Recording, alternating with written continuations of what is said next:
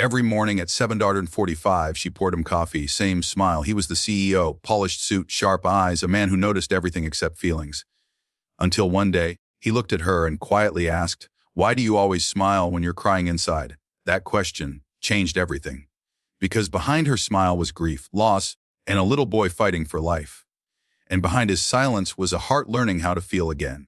This is the story of two souls who met over a cup of coffee and healed each other in ways they never expected. Because love doesn't always arrive perfect, it arrives brave. They say some people smile because they're happy, but some smile because they've learned to live with pain. Every morning at the corner cafe on 9th Street, a young woman named Amara served coffee to strangers and to one man who never quite seemed like one. He was Adrian Cole, a CEO whose life ran on silence, schedules, and screens. To him, coffee was just fuel. But to her, it was a pause, a brief moment where she could still offer warmth. Even when her own heart was running cold, he noticed her smile first. Then, slowly, he began to notice everything she was trying to hide behind it. And one morning when he finally asked, "Why do you always smile when you're crying inside?" that it changed both of their lives forever. This is their story. A story about quiet kindness, hidden pain, and the courage to heal. Morning light spilled across the glass towers of the city, gold brushing against silver, as if the sun itself was trying to soften the hard edges of ambition. Down below, on a narrow street lined with cafes and hurried footsteps, a small bell chimed every time the door to the Bean and Heart Cafe opened. Inside, the smell of roasted coffee beans wrapped around the morning air, thick, comforting, alive. And there she was, Amara, standing behind the counter, her hands moving in quiet rhythm. Steam rose around her face like a halo, hiding the tiredness beneath her gentle smile. Every morning, without fail, she arrived before dawn.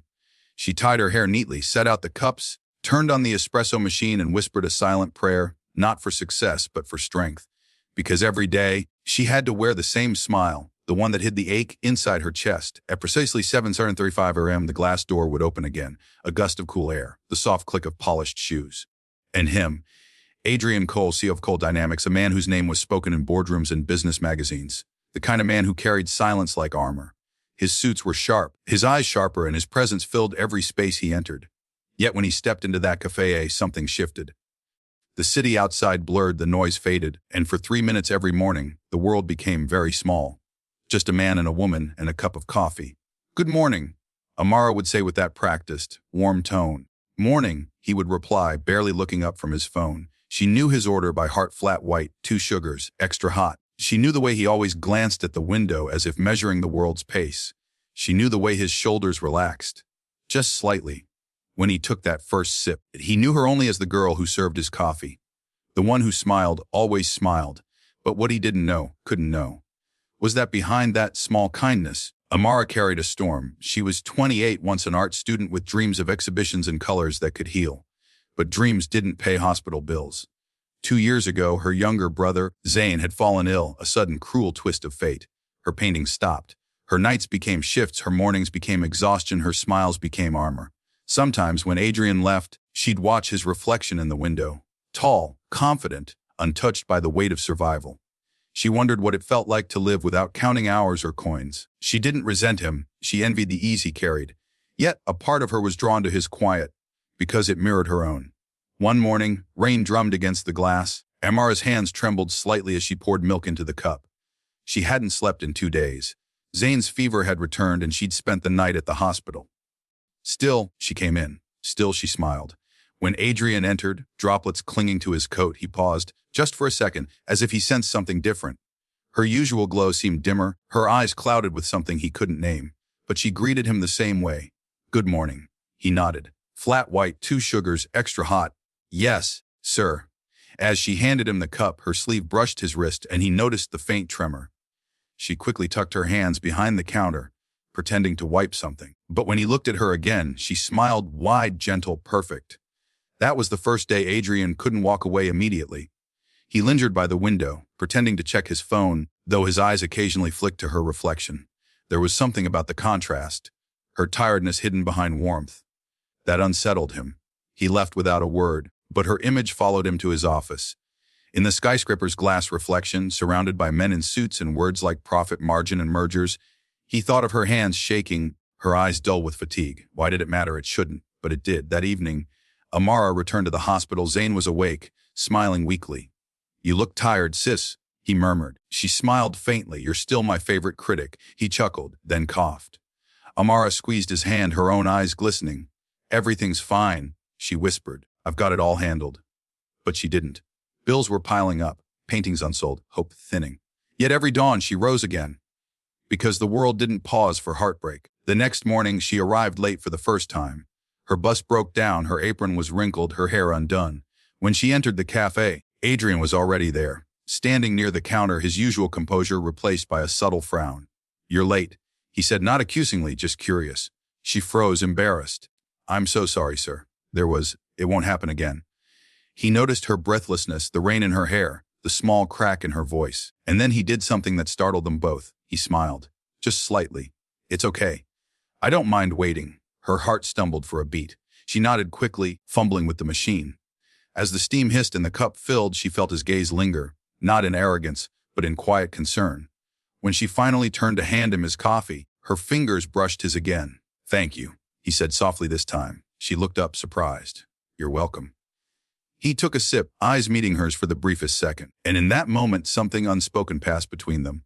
A man used to perfection noticed imperfection.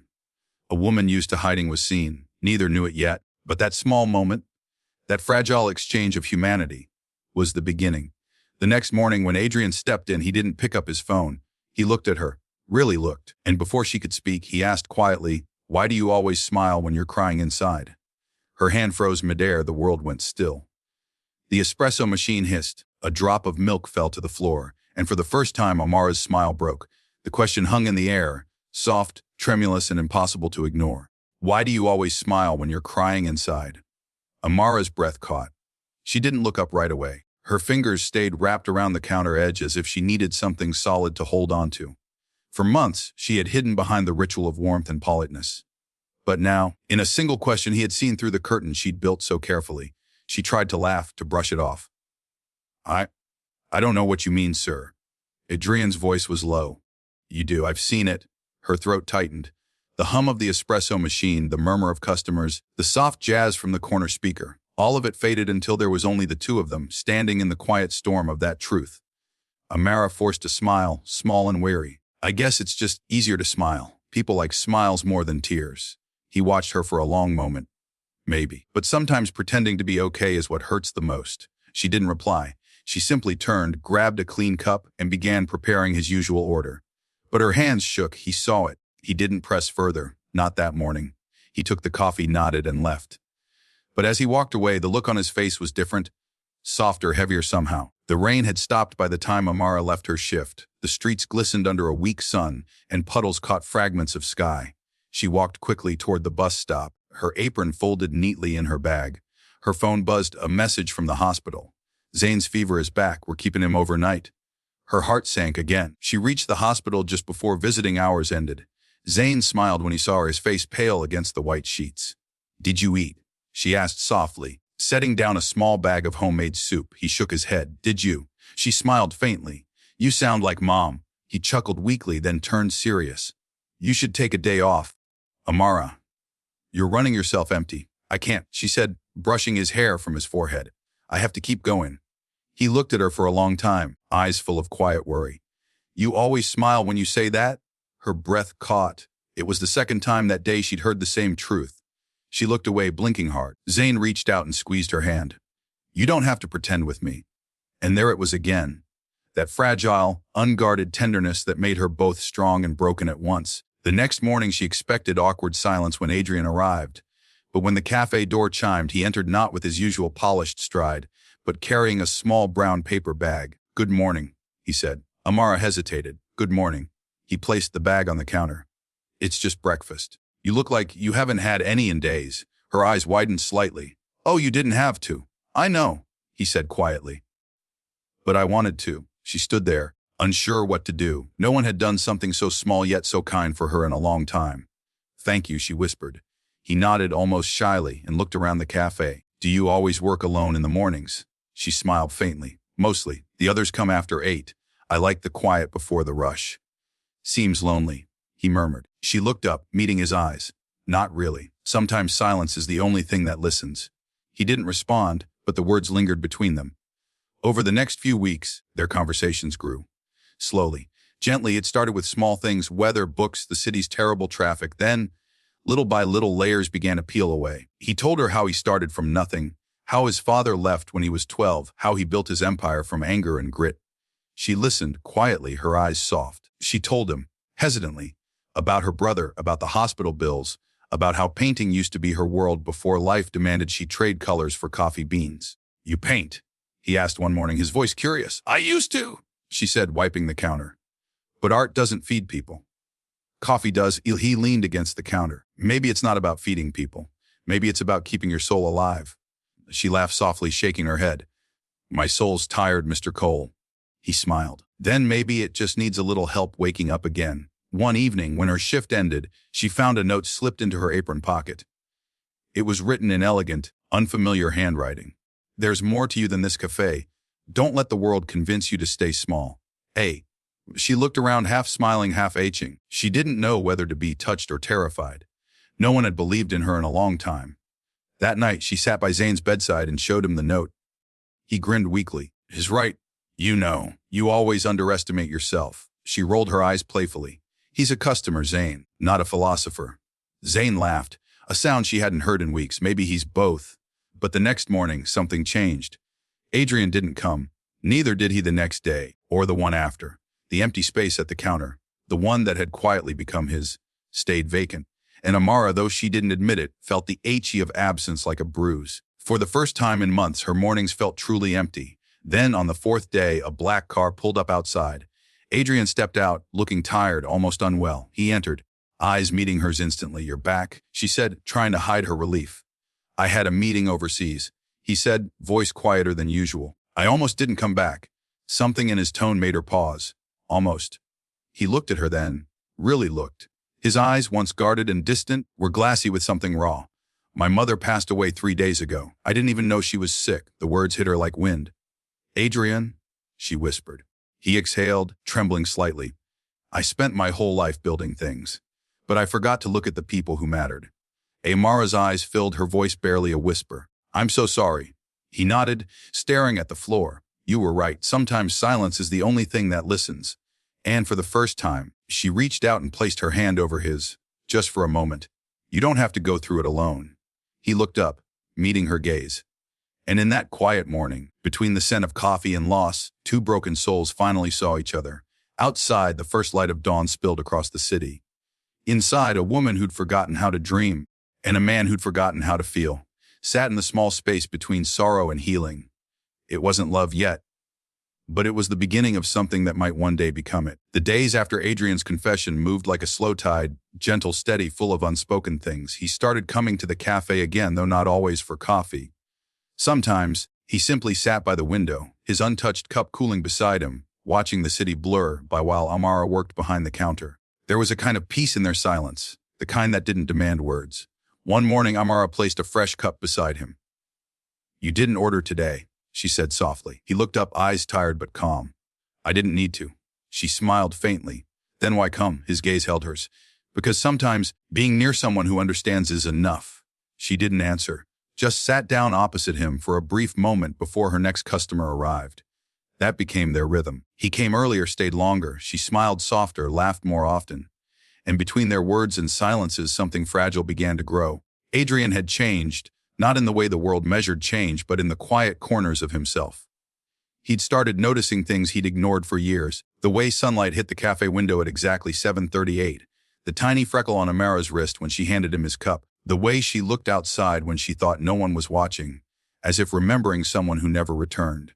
He began walking from his office to the cafe instead of taking the car, just to feel the morning air, to pass by the bookstore she liked, to slow down. For a man whose life had been schedules and profit charts, slowing down felt like learning to breathe again. One afternoon, Amara's manager called her into the back room. "There's been a delay with your pay," he said awkwardly. "It'll be another week." She froze. "But my rent?" "I know. I'm sorry. The system's just..." He trailed off. She nodded slowly, forcing composure. "It's okay. I'll manage." But when she stepped outside, her hands were trembling. She thought of Zane's next hospital visit, the overdue bills, the half-empty fridge. She leaned against the alley wall behind the cafe, tears burning behind her eyes. For the first time in a long time, she wanted to scream. But she didn't. She just sank down, pulling her knees close, whispered to herself, "It's okay. You're okay." The back door creaked open. Amara. It was Adrian. He must have come early. He looked at her. Her uniform wrinkled, eyes glistening, a shadow of exhaustion carved into her face. "I'm fine," she said quickly, wiping her eyes. Just needed a break. But her voice cracked, betraying her. He took a step closer, his expression unreadable. "You don't always have to say that," she shook her head. "I don't want your pity." "It's not pity," he said softly. "It's care?" The words landed between them, raw and real. She looked up, meeting his eyes, and for the first time saw not the CEO everyone feared, but a man trying to understand someone he couldn't fix. He reached into his coat pocket and handed her an envelope. "I know it's not my place," he said quietly, "but this is for Zane. You don't owe me anything." She stared at it, stunned. "I can't accept this?" "You can," he said, voice firm yet kind, "because sometimes strength isn't doing everything alone. It's letting someone stand beside you." She wanted to argue, to reject it, to prove she didn't need saving. But instead, she just nodded, tears welling in silence. He smiled faintly. "Good. Now promise me one thing. You'll eat something today." She laughed through her tears. "Bossy. Only when it matters." That night, she sat by Zane's hospital bed, the envelope still unopened beside her. Zane looked at her curiously. "He did this." She nodded. "You like him," he said simply. Amara chuckled softly. "He's complicated. So are you," Zane said, smiling weakly. "That's why you understand each other." She fell quiet, staring at her brother, then out the window, where the city lights shimmered like fallen stars. Maybe Zane was right. Maybe pain recognized pain. Days turned into weeks. Adrian and Amara's connection deepened, yet remained undefined. He began visiting the hospital sometimes, quietly bringing books for Zane. The boy adored him, not for his wealth, but for his stories, the way he listened, the way he never treated him like a patient. "Do you always read to dying kids?" Zane joked once. Adrian smiled sadly. "Only to the ones who remind me how to live." Amara overheard it, and something inside her shifted. A tenderness she hadn't allowed herself to feel in years. But not everything was simple. Rumors began to swirl in the cafe. "Did you hear? The CEO's been visiting every morning for her." "She's lucky. Imagine catching someone like that. Or maybe she's just using him." "People do that." Whispers followed her like shadows. Even her manager looked at her differently. One morning, Adrian entered as usual, but she didn't meet his eyes. She made his coffee in silence, placed it on the counter, and walked away. He frowned. "Amara." She didn't turn. "You shouldn't come here anymore." He blinked. "What?" "People are talking," she said quietly. "I can't afford to lose this job." His jaw tightened. "You think I care what people say?" "I don't," she said, finally facing him. "But I care about what I lose because of it." He looked at her, truly looked, and saw the fear behind her calm. "I just wanted to help," he murmured. "I know," she said softly, eyes glistening. "And that's what makes this harder." For days after that, he didn't come. The cafe felt emptier than ever. Even the sunlight seemed duller. She told herself it was better this way, safer. But every time the bell above the door chimed, her heart still leapt before disappointment settled back in. She missed him. Not his wealth, not his words, just him. One evening she closed up late. The street was quiet, the air cool. She turned to lock the door and froze. Adrian stood across the street, hands in his pockets, watching her. He looked tired, like he hadn't slept in days. "Why are you here?" she whispered. He crossed the road slowly. "Because I can't stop worrying about you." Her throat tightened. "You shouldn't be." "I know," he said softly, "but I am." They stood there under the dim streetlight, two silhouettes caught between longing and restraint. Finally, he said, "You once told me silence listens, but silence hurts too, Amara." Her eyes shimmered. "Then what do you want me to say?"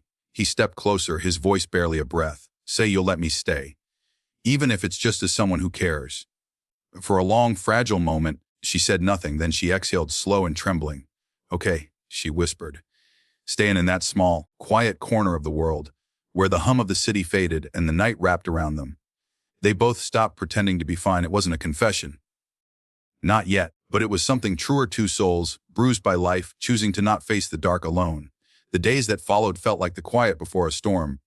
Too still, too fragile, too full of meaning left unspoken. Adrian and Amara had found a strange rhythm again. He came early before the rush. She made his coffee, and sometimes they talked in whispers, sometimes not at all.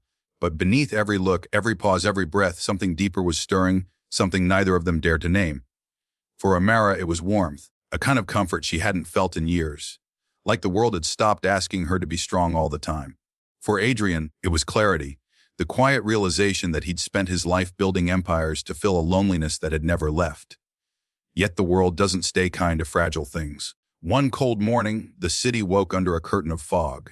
The cafe lights glowed like lanterns against the gray. Amara arrived early as always, but her manager was already there, waiting. "Imara," he said, crossing his arms. "We need to talk." She froze. "Is something wrong?" he sighed. The board called. "They've been hearing stories about you and one of our regulars, Mr. Cole." Her heart stuttered. "They're just rumors. Nothing inappropriate ever." He cut her off. "It doesn't matter what's true. The cafe's reputation matters more than gossip. You need to keep your distance, or I'll have to let you go." The words hit her like ice water. I understand," she whispered, but she didn't. Not really, because it wasn't fair. She hadn't done anything wrong, yet somehow she was the one who had to lose something again. When Adrian arrived that morning, she met him with a trembling smile. "Good morning," she said softly. He studied her. "You've been crying." She shook her head. "Just tired." "Don't lie to me, Amara." She looked down, forcing herself to sound steady. "Please, just don't come here for a while." He blinked, stunned. "Well, it's causing trouble. My job's on the line." He stepped closer. "Then I'll talk to them. I'll fix it." Her voice rose, breaking. "You can't fix everything." The cafe went still. Her chest rose and fell as she struggled for breath. He looked at her, hurt flickering across his eyes. "That's not what I'm trying to do." "Yes, it is," she whispered. "You think money and power can protect people. But some things can't be fixed that way. Some things just have to hurt." He hesitated. "So what are you saying?" "I'm saying." Her voice cracked. "Please don't come here anymore." The silence that followed was heavier than any goodbye. He opened his mouth, then closed it again, nodding once. "If that's what you want." And then he left. For days after, Amara worked in silence. The cafe felt hollow without him, his chair by the window empty, the bell above the door meaningless. She told herself she was fine, that she needed peace, not distractions. But each morning felt colder, each evening quieter. At night, she'd visit Zane, sit by his bed, and try to smile. He noticed the emptiness immediately. "You miss him," he said simply. Amara tried to laugh. "I miss coffee breaks, that's all." Zane rolled his eyes. "Liar." She looked at him, her lips trembling. "He's from another world, Zane. A world where people like me don't fit. I can't let him ruin his name because of me." He took her hand gently. "Maybe you're not giving him the chance to choose." She didn't answer, but his words stayed. Meanwhile, Adrian threw himself back into work. Long hours, endless meetings, polished smiles that meant nothing. His assistant noticed the change, the distance in his tone, the way his gaze often lingered on the city beyond the glass walls. At night, he'd find himself outside the Bean and Heart Cafe, standing across the street, watching through the window, watching her move with quiet grace. That familiar tired smile still painted on. He didn't go in, he just stood there, remembering. Until one evening he saw her leaving. Shoulders slumped, her coat too thin for the cold. She looked so small against the towering city lights, and something inside him broke. 2 days later, the cafe buzzed with whispers. A letter had arrived, embossed with the Cold Dynamics insignia. When Amara's manager opened it, his face drained of color. It was a donation, a massive one, to fund the cafe's struggling community program, signed by Adrian himself. Attached was a note, written in his own hand. "Please ensure this cafe continues to serve kindness, the kind that changes lives quietly." No mention of Amara.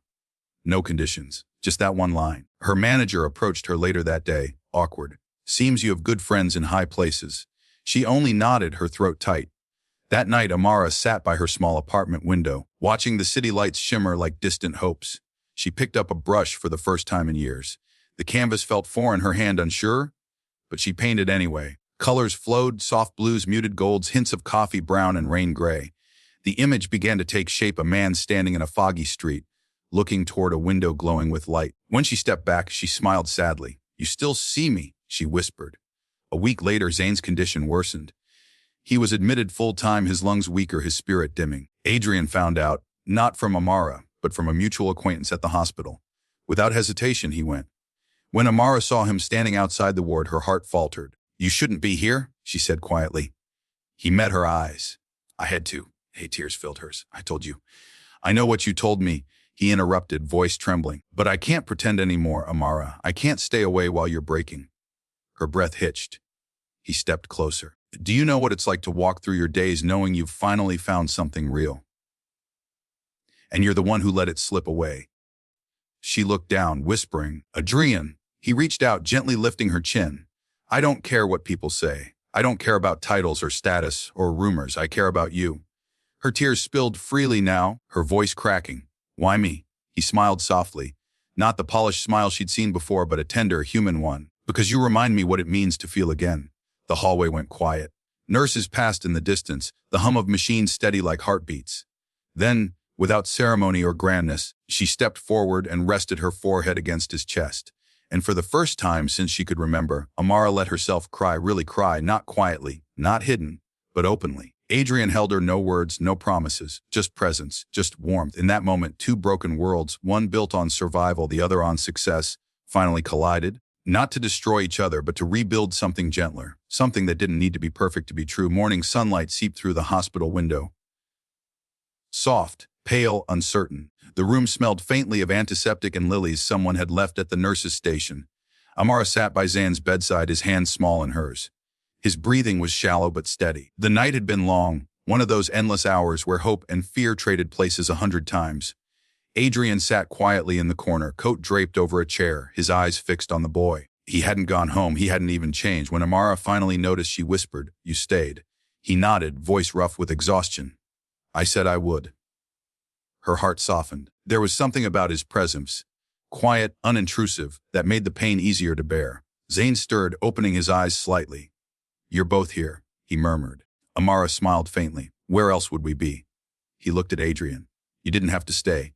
Adrian leaned forward, voice gentle. "Sometimes staying is the only thing that matters." Zane smiled weakly. "You sound like her." Amara laughed through the fatigue. "Great. Now there are two of us." For a moment, the heaviness in the room lifted, replaced by something softer, warmer. A fragile peace that neither dared to break. Days passed. Zane's condition stabilized, not cured, but calmer. Doctors spoke cautiously of progress. And in those days, Adrian became part of their small world. He brought food, helped with bills quietly, even painted with Amara when she finally brought her brushes to the hospital. They sat side by side one evening, a canvas spread between them. "What are you painting?" he asked. She smiled faintly. "Not sure yet." "Maybe peace." He tilted his head. "What does peace look like?" She thought for a moment. "It's not loud. It's not perfect. It's just still, like the moment right before sunrise." He watched her brush move, soft, deliberate, and thought to himself that she was peace. The kind that came after chaos, not before. But peace is fragile. One afternoon, while Amara was making tea in the hospital lounge, she overheard two nurses whispering. "That's Adrian Cole, isn't it?" "The CEO." "Yeah. Apparently, he's been spending nights here." "With her?" "They say she used to work at some cafe. Now look, she's practically living off him." The words stabbed like glass. She turned away before they could see her tears. It wasn't the gossip that hurt. It was the truth twisted inside it. She had promised herself never to depend on anyone again, never to let kindness turn into debt. When Adrian returned later that day with lunch, she barely met his eyes.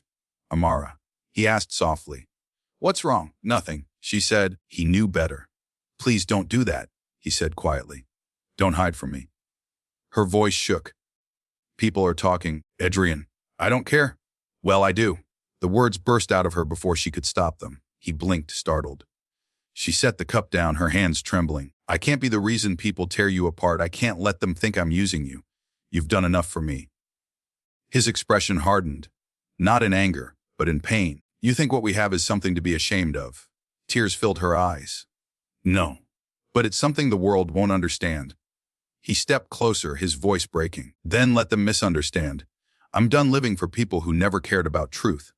She looked away. "You don't know what it's like to lose everything because of rumors." He hesitated. "Then teach me." She shook her head, whispering, "You can't learn pain. You just survive it." And with that, she turned and walked away. That night, Adrian didn't come back. The hospital room felt colder, emptier. Zane noticed immediately. "Where is he?" he asked quietly. Amara swallowed hard. "He's busy?" But her eyes betrayed her. Zane squeezed her hand weakly. "Don't push him away, Amara. You always build walls when someone tries to love you." She looked at him, tears slipping down her cheeks. "I'm scared, Zane." "I know," he whispered. "But maybe this time, it's worth being scared for." The next morning, Zane's condition worsened suddenly. Machines beeped, nurses rushed, and Amara's world tilted. Hours blurred into chaos. She sat outside the ICU, her hands clasped, whispering prayers between sobs. Then, footsteps. Familiar, hurried. Adrian, he knelt beside her without a word and took her hands. She clung to him, breaking completely. I can't lose him, she choked out. He pulled her into his arms.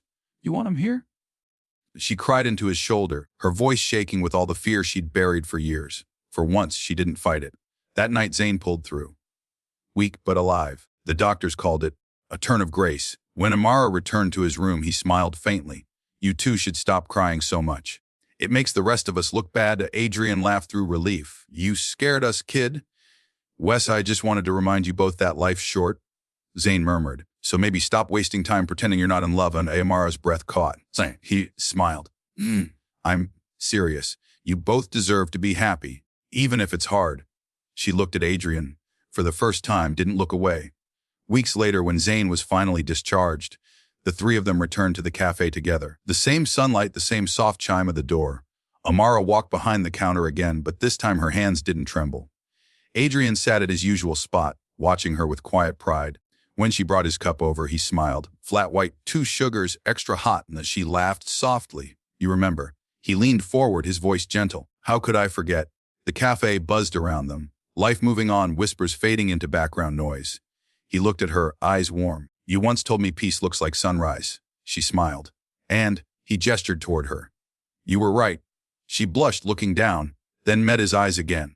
You asked me once why I smile when I'm crying inside. She nodded slowly. She held his gaze. Because smiling was all I had left to give. But now I smile because I'm finally okay. The bell above the door chimed again. A sound that once marked his arrival, now marking their beginning. Outside, the city moved. People rushing, lights glowing, life continuing inside. 2 people who had found each other in the quiet corners of pain sat together. Not perfect, not unbroken, but whole enough to hope again. And as Amara leaned back, watching the sunlight spill across the floor, her voice whispered softly, almost to herself, because love doesn't always arrive perfect, it arrives brave. The end.